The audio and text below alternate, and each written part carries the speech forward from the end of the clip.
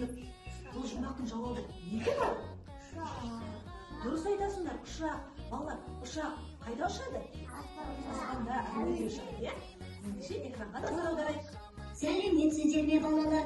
Мені таныдыңдар ма? Дұрыс айтасыңдар. Мен аспан көлігімін.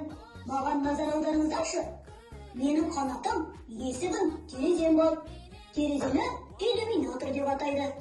Фюзеляж бұл ұшақтың негізгі корпусы. Қанатым аспанға көтерілуге мүмкіндік береді. Құйрық бөлігі ұшақтың тұрақтылығы мен басқарылуын қамтамасыз етеді. Ал шасси деген ұшақтың жерден қозғалуына және қонуына арналған дөңгелектер жүйесі. Ал ұшқыштар отыратын басқару орны кабина деп атайды. Балалар, ұшақтар қайда ұшады? Ал сендердің ұшақтың ұшқыларын кейде ме? Ұшақпен ұшу үшін алдымен кассаға барып билет сатып алуымыз керек. Ұшаққа мініп түскенде қауіпсіздік ережелерін сақтап жүруіміз керек. Ендеше ұшақпен ұшамыз ба? Жарайсыздар балалар, қауіпсіздік ережесі деп біз ұшаққа мінген түскенде абай болуымыз керек, иә? Ұшақта тыныштық сақтауымыз керек. Бүгін білім әлеміне ұшамыз. Білім әлеміне ұшу үшін ең алдымен билет сатып алуымыз керек. Кәнеки кассаға кеттік. Саламатсыздар. Білім әлемі үш билет берген қызынан бір билет. Сау болыңыз. Саламатсыздар. Сізге неше билет? 2 билет.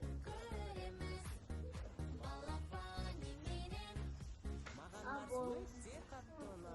Саламатсыздар. Сізге неше билет? Питер сондай үлкен.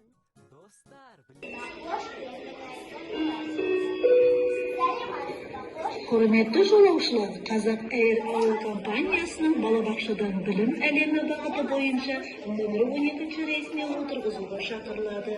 Төлқұжаттарыңыз бен талондарыңызды дайындауларыңызды сұраймыз.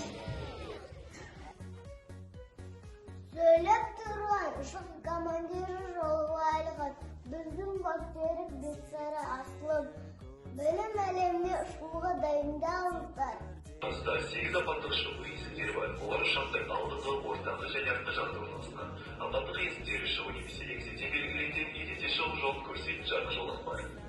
Құрметті жолаушылар, білім әлеміне сәт сапар тілеймін. Сау болыңыз. Сау болыңыз. Сау болыңыз. Сау болыңыз. Сау болыңыз.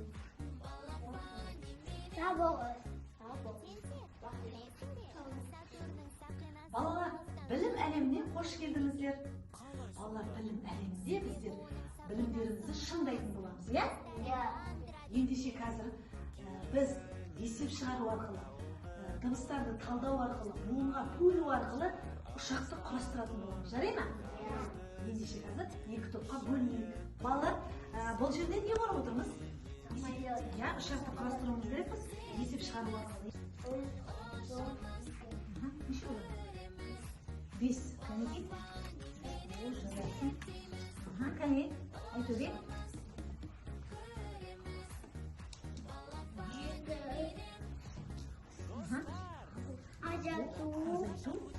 5. Неше болады? Дұрыс айтасың, өте жақсы жарайсың.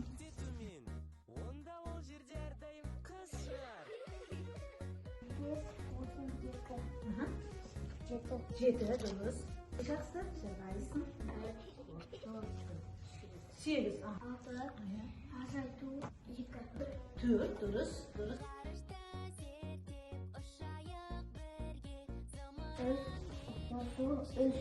6. Дұрыс. Күнге ең жақын кіші ғаламшар, ол Меркурий ғой, білесің бе? Зерттейміз, ұшамыз, көреміз, балафанименен зерттейміз, ұшамыз, көреміз, балафанименен. Вау, қараңдаршы, Меркурий сондай кішкентай. Балалар, бұл біз не туралы білдік? Ұшақ туралы. Ұшақ біздің ұшама. Кім басқарады ұшақ?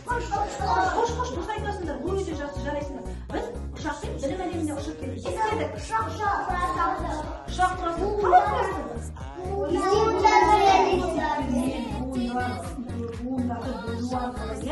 дыбыстық талдау жасау арқылы өте жақсы жарайсыңдар. Ал кім ертең өскенде ұшқыш болғысы келеді? О, Алихан, жарайсың. Ұшқыш туралы тақақ білеміз бе? Я бәлшімді айтамын. Мен ұшақпен ұшамын, ақ бұлттарды құшамын, аспан тауды асып, бәріне де ұшамын. Жарайсың, өте жақсы. Балалар, бүгін сендер өте жақсы қатыстыңдар. Ендеше өз-өзімізге қошеметтеп қояйық.